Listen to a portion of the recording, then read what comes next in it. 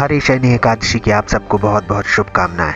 आशा करते हैं आप सब स्वस्थ होंगे, मस्त होंगे और अपने जीवन में व्यस्त होंगे। दोस्तों, सनातन धर्म में एकादशी का अत्यंत महत्वपूर्ण स्थान है। प्रत्येक वर्ष 24 एकादशियां आती हैं, परंतु मलमास या अधिक मास में यह एकादशी बढ़कर 26 हो जाती है। आषाढ़ मास की शुक्ल पक्ष की एकादशी को हरि शनि एकादशी या देव शनि एकादशी के नाम से जाना जाता है और कहीं कहीं इस तिथि को पद्मनाभा भी कहते हैं। इसका नियम कुछ ऐसा है कि जब सूर्य देव मिथुन राशि में प्रवेश करते हैं तब यह हरि शनि एकादशी आती है और इसी दिन से चतुर्मास प्रारंभ हो जाता है और इसी दिन से भगवान श्री नारायण क्षीर सागर में शयन करने चले जाते हैं और लगभग 4 महीने बाद जब तुला राशि में सूर्य प्रवेश करते हैं उस दिन उनकी निद्रा टूटती है और उस दिन को देव उठन एकादशी नाम से जाना जाता है।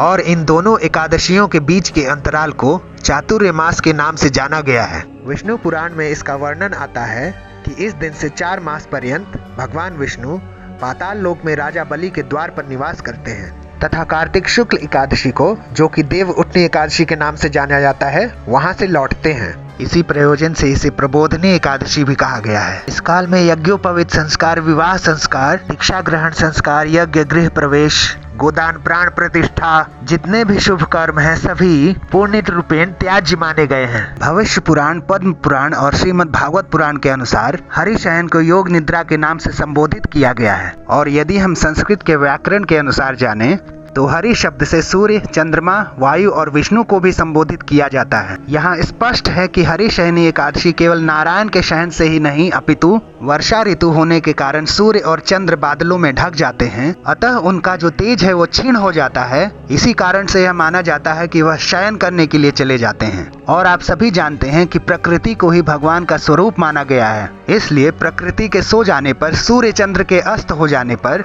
भगवान के शयन करने का विधान माना गया है। इसी दिन हरि शयनी एकादशी को ही शंखासुर दैत्य के मारे जाने की कथा आती है। पुराणों के अनुसार यह भी कहा गया है कि जब भगवान श्री हरि ने वामन रूप धारण किया था उस समय राजा बलि के यज्ञ में जाकर 3 पग भूमि दान के स्वरूप मांगे थे और उस 3 पग में से पहले पग में संपूर्ण पृथ्वी, आकाश और सभी दिशाओं को भगवान ने ढक लिया, दूसरे पग में संपूर्ण स्वर्ग लोक को ढक लिया। जब तीसरा पग रखने का जगह नहीं बचा तो राजा बलि ने अपना सिर उनके चरणों में रख दिया। और इस प्रकार के भव्य दान को जब भगवान श्री हरि ने देखा तो राजा बलि से वरदान मांगने को कहा।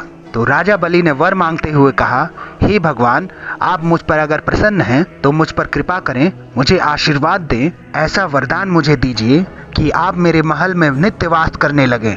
अब जब राजा बलि के बंधन में भगवान बंध गए तो लक्ष्मी देवी राजा बलि के पास गईं और उन्हें राखी बांधकर अपना भाई बना लिया और निवेदन किया कि आप मेरे पति को छोड़ दीजिए। अब भगवान श्री नारायण एक वचन में बंधे हुए हैं तो ऐसा निर्णय किया गया तो त्रिदेव यानी ब्रह्मा, विष्णु और महेश 4-4 महीने राजा बलि के सूतल लोक में वहां निवास करेंगे और उनकी चौकीदारी करेंगे, यानी उनके घर की रक्षा करेंगे। तो हरि शयनी एकादशी से देव उठनी एकादशी तक भगवान विष्णु और देव उठनी एकादशी से महाशिवरात्रि तक भगवान शिव और महाशिवरात्रि से हरि शयनी एकादशी तक ब्रह्मा जी सूतल लोक में निवास करेंगे और राजा बलि की चौकीदारी करेंगे। इस तरह भगवान शिव, विष्णु और ब्रह्मा 4-4 महीने राजा बलि के घर की परिक्रमा देते हैं, राजा बलि के घर की रक्षा करते हैं, अर्थात वहाँ द्वारपाल बनकर रहते हैं। जय श्री हरि नारायण।